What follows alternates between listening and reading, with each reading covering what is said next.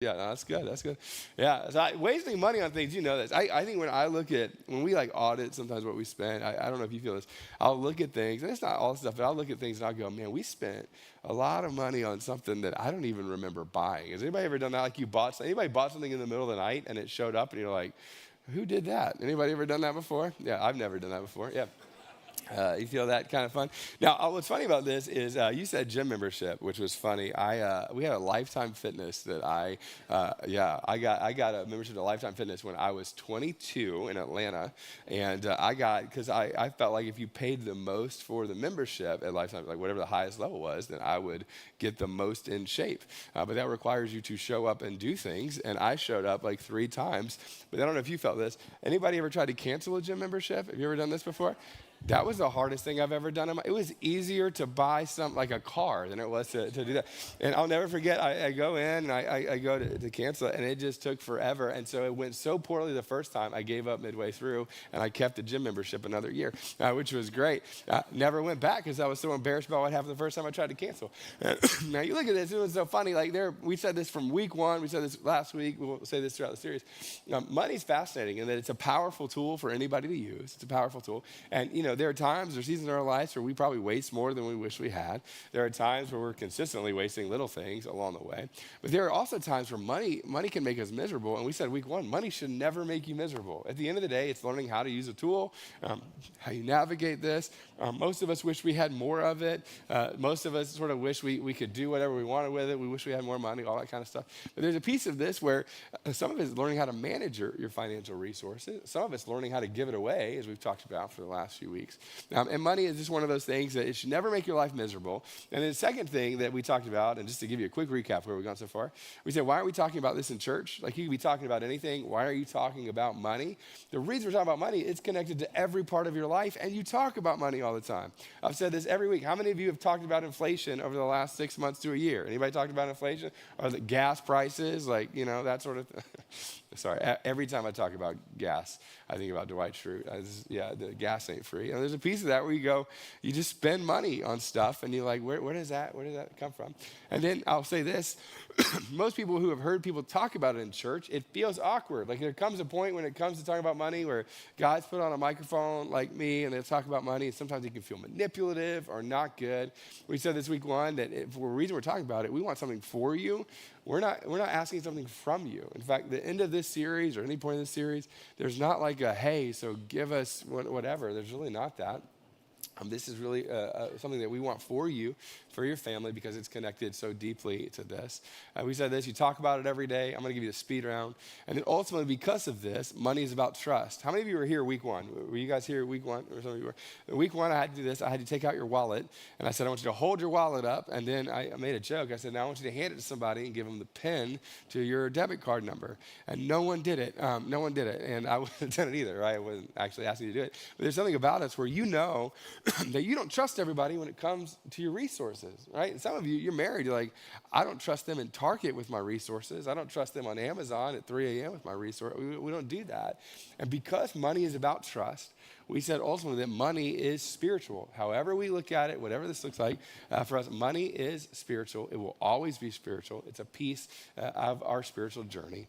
And so this has been the question that's been guiding us, and it's kind of where we're going to take off from today. It's like, at the end of the day, if you're not trusting Jesus with your money, are you really trusting Jesus? That you can trust Jesus in a lot of things. You can trust him with your job. You can trust him with your family. You can trust him, with your marriage. But if you don't trust him with this, are you actually trusting him with the fullness of your life? And so last week what we said, and this is kind of the end of the recap, what we said last week is we talked about a principle that's in the Old Testament and the New Testament around tithing. And I told you this, I rail on tithing all the time, and we're going to talk about a little bit more about why today. And so a lot of times people will hear me talk about tithing, and they'll go, oh, he thinks we should give less, or that it should be up to me, or that sort of thing. And so what we did last week is we actually just kind of debunked all that. And we said ultimately tithing is like a starting place in the New Testament and the Old Testament. And we said this, that when we talk about giving specifically to God, we said this, that we're giving from the first, not what's left, right? So, there's a way of doing this where you could look at your budget and whatever's left is what you're going to give over. The problem with that, just like it is in any area of your life, is usually what's left gets shrunk over and over and over again. It becomes like the last thing you end up looking at. And we said this, that if you look at the Old Testament, and if you haven't heard the talk, I'd love for you to go listen to it last week. But if you look at the Old Testament, the arc of this is I'm going to give a tenth of the way as a base back to God because it belongs to him. Right? I'm not giving him what's left. And not only am I going to give him that, but if you look at 10 $1 bills, right? We would say this, God doesn't want the 6th or 7th one. He doesn't want the 10th one. It's not about how much you give. It's about giving him what's first, right? So we talked about giving him the first away. In that way, we said automate the important, which you do in most everything in your life. You're automating what's important. And so we say talk about automating this. And then we say acting in faith, right?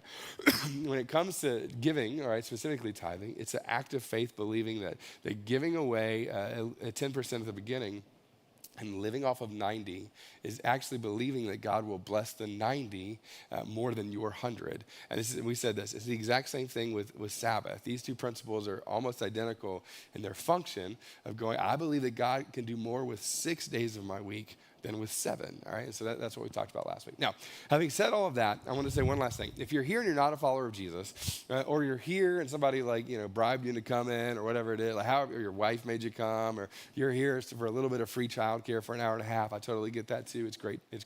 But I'll tell you this. What I'm going to say today doesn't apply to you. I mean, it does, but you wouldn't agree with it, and I understand that. In fact, most of what I've said so far you might not agree with. But what we're going to talk about today is actually an area of the Bible where Jesus gives a parable around giving that is very uncomfortable. And so I'll just tell you, most of this series kind of felt a little clenchy anyway, so why not just slam it home at the end with the most uncomfortable passage in the New Testament? It'll be great. And what we're gonna see Jesus do is talk about what it looks like to have something and then do something with it. So we'll look at that. But the thing that I want to talk about before we jump into the text is this. Most of us have some view of our resources that makes the assumption that it is mine, right? And we've talked about this throughout the series already. In fact, for those of us who are followers of Jesus, one of the foundational principles of everything that you have, and this is the starting place for it, is it is not yours in that way. You are not an owner of all that you have. We feel like owners because we're brought up to think that. But you are not just the owner of what you have, right? If God is the God of the universe and everything belongs to him, right? In the New Testament teaches it, Old Testament teaches it as well. What happens is God has given you something. And we talked about tithing. We said this. God has given you something. And then the Old Testament, New Testament teach that first 10 comes back to him as an act of faith and to do something to your heart. And then what you have left after that, you have control over, but it is not yours only. You are not the owner of that. You are a steward of that. And those are very different things, right? And so what we're going to do is we're going to look at an area of the Bible where Jesus gives a list of parables. And he's given a bunch of these parables. And parables are always interesting because if you read through them, Jesus' closest followers oftentimes got to the end of the parable and go, I have no idea what you're talking about. And then generally it just feels like Jesus kind of smiles and walks away. Like there's a little bit of that. Like there's not this 9 principle thing in it usually. Usually there's these made up stories where Jesus gives them something, and in the midst of it is something to shape your heart. And so here's what I want to do. I know we're not in ancient Israel. We're not doing this sort of thing. Not 2,000 years ago. But what we're going to do for the next few minutes is I want you to think about what we're going to read as if Jesus were talking to you. Not as if Jesus were talking to your spouse or your friends or anybody like that. Jesus talking directly to you and giving you this parable. And now he's giving it to a group of people. I love this. If you look at this area of the Bible, he's calling out all the people who check the boxes, and he's calling out people who feel better than, and he's elevating women in sections of this. But in this particular area, as he talks about resources, I want you to imagine for the next few minutes that this is for you. Now, it's been captured and written down, and we get this beautiful picture of it. But I want you to imagine if Jesus were saying these things to you, where would you be in what he's talking about with the parable? And then after this, I'm going to give you the principle of it. I'm going to give you 3 action steps. I'm going to talk for 45 more minutes, and then we're going to, I'm totally kidding. That's not true, but that's how we're going to do it. All right, so let's read this together. This is Matthew chapter 25. Jesus is teaching out to a group of people. Here's what he says. He says, again, it will be like a man going on a journey who called his servants and entrusted his wealth to them. So again, let's start here. At the very base of this, you have a man who's very, very wealthy, a lot of resources, and he's about to entrust these resources to some other people, right? So he called his servants and entrusted his wealth to them. To one, he gave 5 bags of gold, to another 2 bags, and to another 1 bag, each according to his ability. And then he went on his journey. Now, I remember as a kid, we had Sunday school.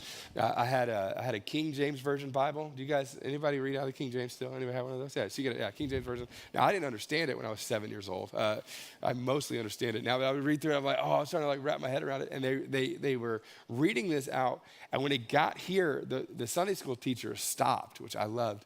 And she goes, who of you would want to have the 5 bags? And everybody, like, I want all the money. Give me the 5 bags. And then who wanted 3? Nobody said 3. And then they said, who would just want the 1? And I loved the honesty of this. There was one kid in the back who was like, I just want 1. And I think he was the smartest one in the room. Because what he was saying was, I don't want the responsibility of 5 bags. I just want 1 bag. I know me well enough to know that I'm going to lose the other 4. You know what I mean? Like, he's a little bit of this.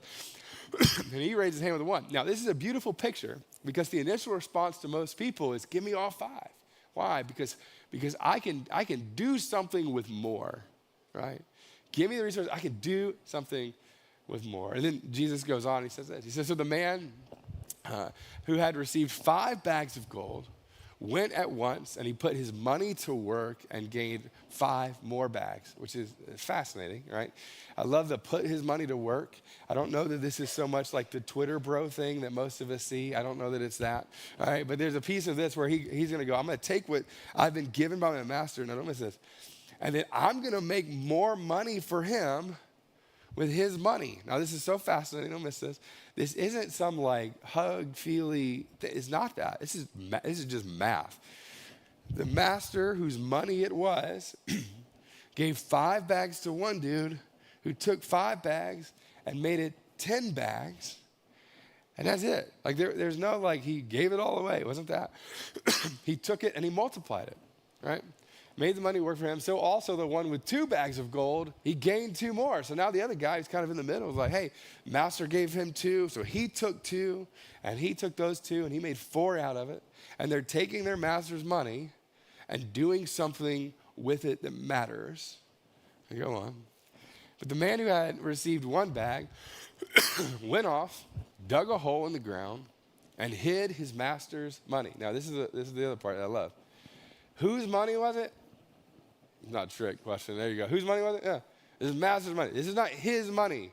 He was given something to steward. He was given something to do something with.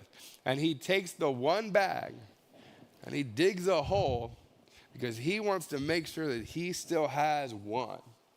Like he kind of looks at the guy with 5, and this is probably a little bit of my personality too. He kind of looks at the guy with 5, and he's like, that's a lot of risk, you know?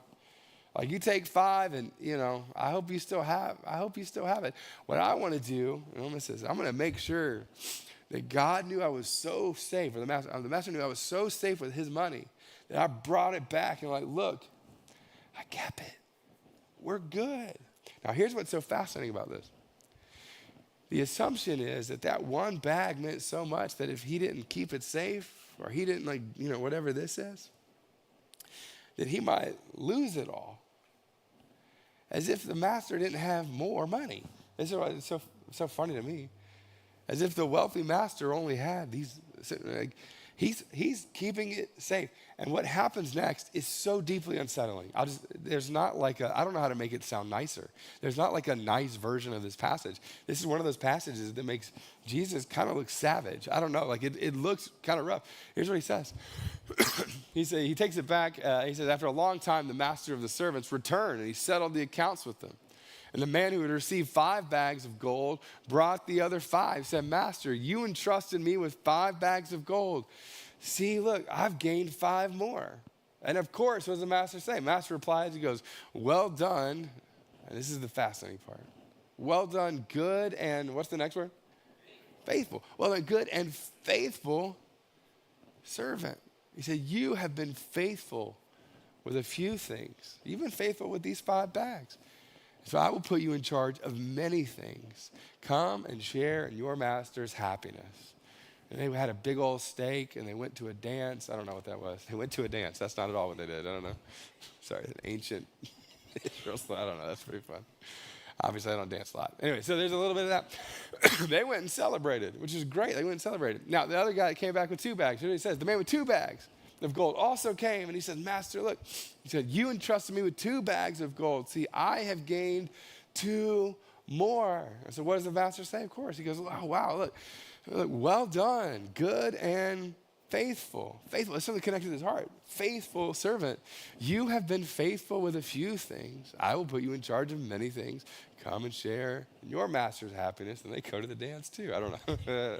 It's great. They go off and celebrate. Come share in your master's happiness. Now, this is an interesting thing that, again, people don't talk about. How often do you think of the positive emotions of God? You ever thought about this? I don't think about this enough. I can think about the negative emotions of God. Like I messed up and there's a little bit of lightning bolt God that's something like Zeusian kind of thing that I think about sometimes. Or, I think about God's love, but I don't know if you're like this. It can feel abstract. Like even when it's settled in my heart, I just feel loved. Like it's not like I don't know that it's like I made him happy. I feel love. But you know this with your kids. Like there's a difference in like I love my kids and also like, I'm happy with them or I'm taking joy in them. You know this with your spouse. Like you love your spouse, but there are days where you are happy and there are days where you are less than happy. You know what I mean? Like there's a little bit of those things that exist. And you get this like emotion of the master that Jesus is pointing to with God, going like, come share in my happiness. What's the happiness? Around what you stewarded that I gave you. And then you get the next one, and this is the savage part. This is the part where you almost wish it wasn't there, that it doesn't feel like loving and it doesn't feel like hugs at the end. He says this, he says, the man who had received 1 bag of gold comes back, he says, Master, I knew that you are a hard man, which again, I don't miss this. The assumption of the master is fascinating. I knew that you were harsh. I had a little bit of preconceived fear around you. You're a hard man, harvesting where you have not sown and gathering where you have not scattered seed. He said, so I was afraid, which I don't miss the vulnerability. I love this. That is the quintessential straight to the heart thing for most people around money. And no one ever says it, but what you're actually afraid of is if you'll be taken care of, if you'll have enough. And if God is actually what we describe him to be as the one with all power and it's all his anyway, will he look at you and give you what you need? And if he doesn't, is it better to make sure, and I'll miss this, that I'm safe with it, at least what he gave me so far? So I was afraid, and I went out, so I hid your gold. I put it away. I hid it in the ground. See, this is what belongs to you. And this is what I hid. This is what I put in the ground, not knowing if you would give me more, if I would have enough. And so the master replies, it's okay. This is what he said. He said, you wicked, lazy servant. Like a little bit of that. Like he doesn't hold back. There's not like it's going to be okay. It's not that. He's like, you wicked and lazy servant. So you knew that I harvest where I have not sown and gather where I have not scattered seed. Well, then you should have put my money on deposit with the bankers so that when I returned, I would have received it back with interest. You should have entrusted it to somebody else who could have at least done something with it. If you were going to be that, it would have been better for you not to have it at all, so that someone else even if it's a system that would give me less, would do something with it. He goes on, so take the bag of gold from him and give it to the one who has 10 bags. Give it to the one who's actually going to do something with it. For whoever has will be given more, and they will have an abundance. And whoever does not have, even when they have, even what they have will be taken from them.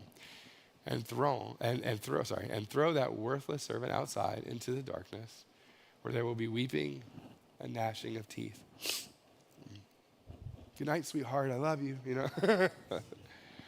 Yeah. It's pretty funny. I thought it was funny too, bro. I thought it was good. Yeah, I thought it was good. I was pretty proud of that one. I don't know. Thank you. Yeah, it was good. And you know what happens next? He just moves on to the next thing. That's where it ends. There's not like Jesus loves me. There's not that. There's nothing like that. It just ends. And you have the guy, imagine in the parable, just standing there like, well, Can you imagine the guy with now 11 bags? Like, sorry, bro. You know what I mean? Like, my bad. I don't know. Like, that's where it ends. And you go like, well, what is he saying? What does this mean? And this is like, what is this? And I'll just tell you, and this is not for those of you who are not followers of Jesus. I think the principle you should apply as you trust Jesus with your life, but if you don't trust Jesus with your life, it doesn't make any sense. But if you do, come on, the foundational part of this is your resources are given to you so that you can be a steward of and not an owner of, right? Now, don't miss this. Your resources are given to you so that you can be a steward of and not an owner of. And can I just tell you, this is hard for a lot of people who are followers of Jesus. This is hard for me because I assume that it's mine. I earned it.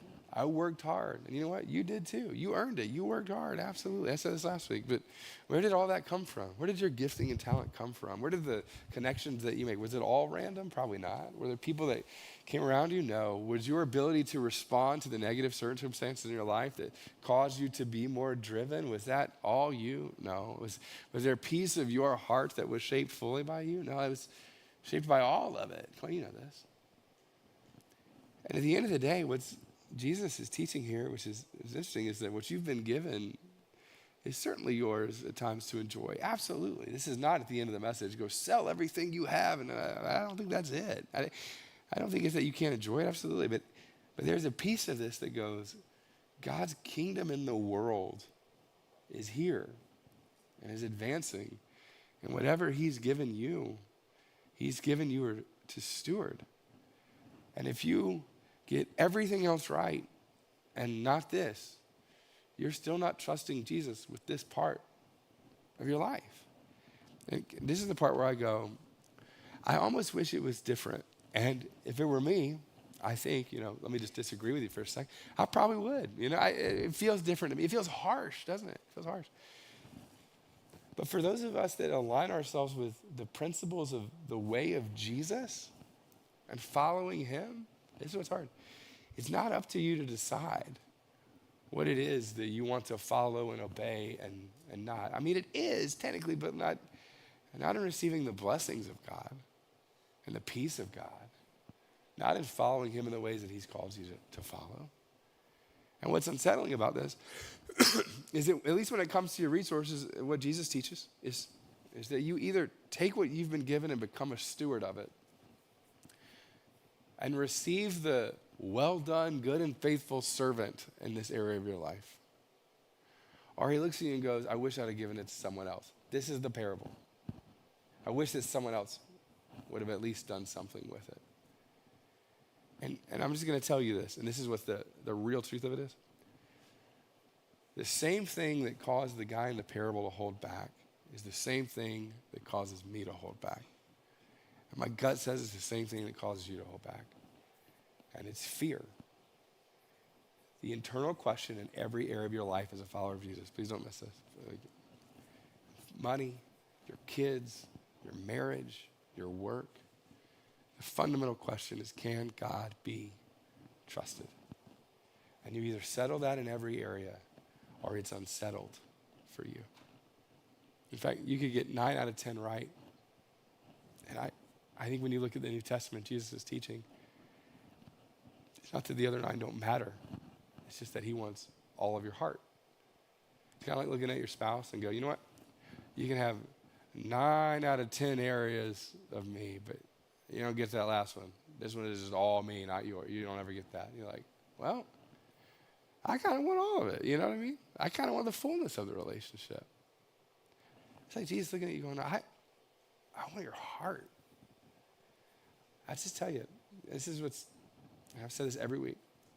What's interesting about this, and realistically, he doesn't need your money. He doesn't. Nothing in the Old or New Testament seems like he needs your money because he's all powerful. I've told you this last week. I was like, if he wanted your money, don't miss this, ready? Come here. He would just take it. Like there's not like I don't know how that works. You've seen this happen. It would just go away. There are things in your life you don't have control over. If he only wanted your money, he would just take your money. That's not it. He wants your heart. And the number of things that we see in both the Old and New Testament around financial resources and money and resources, come on, you know this. It's disproportionate to everything else and what gets taught because we're so connected to this thing. And so I know it's overly simple and I know it's overly practical. And I almost wish I could make it more complex. I almost use more different words to make it sound more complex, but it's just not. This is, for the person who's a follower of Jesus, this just tends to be the process for most people, and that's this. You give first, you slice off whatever it is you're going to give. You save second, right? Which means this, and this is why those two things matter in that order. If I save first, I am saying I've placed my trust in this first, not you. I'm just telling you, that is the action of the heart.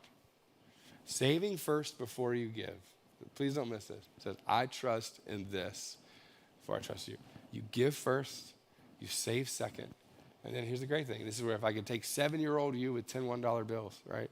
I'd say this. Then you get to spend the last part. I'll just tell you, please don't miss. Then I get to go. And you get the 8. Woo! You know what I mean? Like that feels great. When it's 10 $1 bills, it's exciting. Yeah. My mom always used to me. I'll say, you get 8 of them to do whatever you want with. Awesome. Woo! All right, for some of you, ready? You give. And then you save, and then you spend. And some of you, ready, come on, you know this. Some of you, God's called you to do more, and you've been disobedient because he's called you to do more because you don't feel 10% at all. It's not a sacrificial thing for you at all.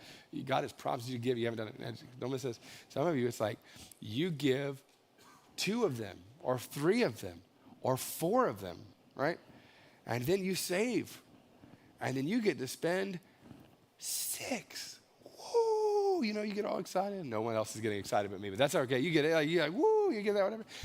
And you get to live your life that way. And this is what's so interesting and so powerful and so beautiful, right? When you are obedient in this, the emotions of this come after your obedience, rarely ever before. Your fear will not go away in the midst of doing it. It does not.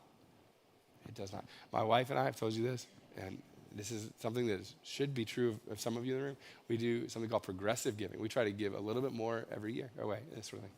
And I'm just going to tell you, every year when I feel this, I feel the exact same fear amplified, mostly because we keep having kids. But there's a little bit of this fear. I feel the same fear. No, please don't miss this. You ready? It does not go away. Peace does not come in the before. It comes in the obedient step. And I'll just tell you, some of you in the room, and you know this. If you were to fast forward your life now and the trajectory that you're on to the end of it, are you ready? You would never tell anybody this. You may not even say it to yourself this way. You are either pulling here for safety or you are hoarding it for your own pleasure. Those are the two things that most people do. I'm hoarding it for safety. Right? Or I'm just spending it on pleasure. And I'll just tell you this. And you get to 80, 90, 100 years old, and there's a part of you, and this is true for most of us, there will be a day where I'm making enough that then I will give. That it will make more sense for me to give. And some of you, I've played this game for years, and I'll give more then. I'll actually give more. I'll make up for what I'm not giving now. Has anybody ever else play that game? That's what I'll do. And I did not do that. I have to tell you. And you can do this, that's great. And you will. You will experience pleasure as you do this. That is true. And over here, you might feel safe, but you also, at the gut-wrenching part of you, also know that you're not, that it's all a little bit whatever this is. And I'm just going to tell you, the actual joy in following Jesus with your resources will be to go, I am going to give away to him and trust him to see what he's going to do with it, right? And I mean this. If you'll do that, you'll experience joy that very few people actually experience. Now, let me say two last caveats to this, and then we'll wrap up. And I'll leave you with one question. And let me give you two last caveats to this. I'll say this. Some of you literally look at the math and you go, I don't know how I'm going to do it. And I get that. So I understand that. I told you I ate ramen and grilled chicken for about 5 years. And I lived in an apartment that was about the size of this stage. And I had a dog, which was stupid at the time when you live in an apartment the size of this stage. And I didn't have it at times. There were times where my mom didn't have it, absolutely. So let me just tell you this. I think what we talked about last week, if you haven't heard it yet, I think you should. There's something spiritual about the principle of giving back to God what he says is his in the beginning. There is. And I think that's where people should start. Wherever you are, I do think that's the starting point. But if you go, if there's just so much in you that goes, I can't, you need to start somewhere. You need to start somewhere. If you're a follower of Jesus, this is for you. You're like, is he talking directly to me? I'm absolutely talking directly to you. Start somewhere. Slice off a percentage and say, I am at the place in my faith where I can trust you with X%. And just be honest about it. And I hope what bothers you, and this is what I hope keeps you up at night, is that you go, and if you look at the arc of it, you go, I hope you want to get to where he's called you to be, because there is a different kind of freedom in that, even if there's sacrifice involved too. But I would say, I think you should start somewhere and start where you are if you're a follower of Jesus. The second thing is this. Some of you have like angst of giving to the church. And I made a promise to you in this series. This is true. I'm not asking you to give it here. I'm actually not. So I'll just tell you exactly, and I said this from the beginning. There's something about giving it to what God is building. But if you have angst about giving it to a local church, so I'm going to tell you where I'm at least for us as a local church, I think you need to give it to a local church. But if you don't trust the local church, go give it to somebody else's local church and go do that if you don't trust that. And then you can attend here and go, look, I don't trust, but I'm going to give it over here and hope that God works it out. You know what I mean? I mean this. I'm fine with that. I'm fine with that. Here's why I'm fine with that. Because something happens to your heart when you are obedient. And so I'm just going to tell you, like I don't trust, guys with microphones that talk about money, I don't trust them. I think I've told a few stories. I have so many stories about package about that is unreal, absolutely. Which is why I can look at you and go give it to another church if you don't trust the local church that you're part of. Great. But give it to a local church first and follow in that way. All right, last thing I want to tell you, and we're going to wrap up our time. Most of us do this in other areas of our life, but we don't do it in our finances a lot of times, and that's this. I want you to fast forward to the end of your life. Say you're 107, I don't know, 108, whatever it is. And you look back over the course of your life, and you're going to have all sorts of memories, right? You're going to have the memories of your spouse. You're going to have, we do this with all different areas. I told you to do this when we talked about relationships. And you think about all the moments and what's your spouse going to say about you, when you're gone, those kinds of things. And what are your kids going to say? All of that. But I want you to think about this when it comes to your financial resources too. Now, what's great about your financial resources is it's kind of math. It's not like I wonder what. You get to just know. Like, this is what's great about it. You'll actually just get to know. When you get to the end of your life, how much do you want to give away by the end of your life? Like, if you were to look over the course of the next 30, 40, 50, 60, 70, 80, 90, 110 years, I don't know, however long you get, and you were to fast forward to that, what do you wish that you could say about what you gave away? And some of you have never done this before. Some of you have never paused to think about that sort of thing. And here's what I want to ask you to do this week. This is kind of the 2 steps for you this week are simple. I want you to start somewhere and start somewhere, right? Start giving a percentage of your income somewhere. I think you should, to give it away. Then the second thing is, I want you to fast forward to the end. And I want you to go, if I live the life that I wish that I could live, how generous do I wish that I could be? And I want you to think about that. I want you to think about that in the context of your kids. You ready? The only person who's going to know how much you gave away towards the end of your life, you know who's going to be? It's whoever you leave stuff to, whoever your will, you know what I mean? They might have access to it, but even then, they won't get to see everything you gave away. What kind of legacy do you want to leave with your resources? You think about this in every other area. What do you want to do when it comes to resources? Now, let me say one thing around this. If you're in your 20s and 30s, like I am, there's a piece of us, where we think all we have is time. And you've got a lot of years. That's great. Absolutely you do. I don't know what this is. I felt right. I'm all into the dancing today. Anyway, you fast forward all the way, right? And you think about it. And you look at where you are now sometimes financially and you go, it's hard for me to even think about. But here's what I'm going to tell you if you're in your 20s and your 30s. The discipline of getting this right early will change your life in your 40s, 50s, 60s, and 70s, right? And I'm just going to tell you, few people do that. Few people nail this. But if you figure it out here, it will be a principle that just does this for you and everything else. And you know this when it comes to saving. Everybody's been telling you this. Some of you did Dave Ramsey's thing or whatever you did. Your parents told you this when you were a kid. Like they opened an account for you, whatever that was. Like you know this in saving. And it's true in giving. It's the same principle. And I'm just going to tell you this. Don't judge me too much. But if you get this right in your 20s and 30s, it will change the rest of your life. And if you don't believe me, sit somebody down in their 70s and 80s and just, if they're willing to talk to you about it, ask them. Ask them about it. And they'll be like, you always hear, I wish I would have X, whatever that was. And finance is a big one. And generosity is one of the biggest. How much do you want to give away when it comes to your life? All right, let me pray for us, and then we're going to wrap up. God, there are some things that you've given us that are so deeply connected to our heart that feels almost hard to quantify. Ironically, this is not one of them. This is one of those things that you've just been so clear about to us, and at the same time, it so deeply affects every part of us. So here's what I'm going to ask right out the gate. For the person who's not a follower of you, maybe this is one of those areas that brings them into a next step with you, and that's amazing. I hope that happens, and God, I pray for a deep curiosity around this for those people. For those of us who are followers of you, and if we were really honest, what we would say is we're just a little bit scared. God, I pray that we bring the fullness of that to you and just acknowledge it. And I just pray that you would just vaporize that fear in us with your faithfulness and your goodness.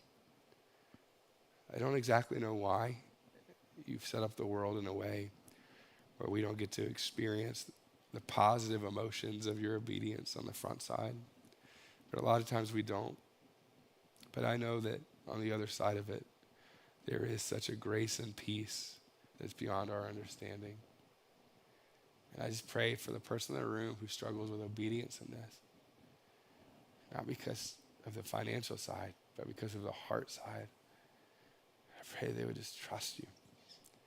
I pray that they would trust you in really authentic and beautiful and new ways. And that as they do, you show up in ways that they could have never imagined. God, I pray that you would lead them and that you would lead me to do this more and more and more, and that we get to the end of our life.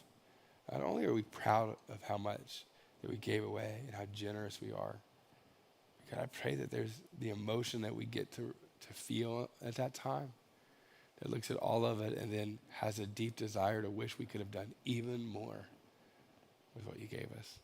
I pray that that would be so inherent in our journey with you that it would change us.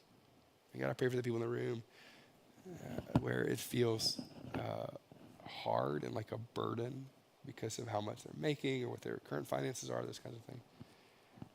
But God, I just pray as an act of trust and obedience that they would, and that you would show up in tangible ways that they're unexplainable for them as well. So in Jesus' name we pray.